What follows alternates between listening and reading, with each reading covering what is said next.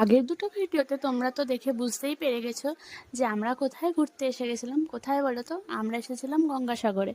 গঙ্গাসাগরের launch থেকে নামার পরে আমরা টোটোতে উঠে গেছিলাম। টোটোতে উঠে তারপর মন্দিরে যাওয়ার জন্য 10-15 মিনিট টাইম লেগেছিল।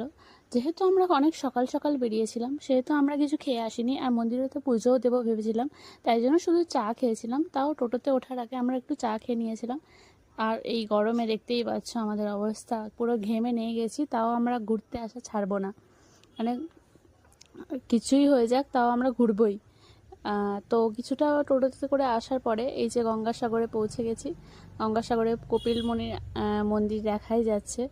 তো প্রথমেই আমরা স্নান করে নিয়েছিলাম সাগরে গিয়ে, যেহেতু আমরা পুজো দেবো, বাড়ি থেকে স্নান করে আসিনি। প্রথমে সাগরে স্নান করে নিয়েছিলাম, তাই জন্য সাগরে যাওয়ার জন্য এই যে আমরা হেঁটে হেঁটে যাচ্ছি। এই সোজা রাস্তা দিয়ে গেলেই সাগর। আর এই যে সাগরে আমরা পৌঁছে গেছি। এখানে অনেক মানুষই স্নান করছিল।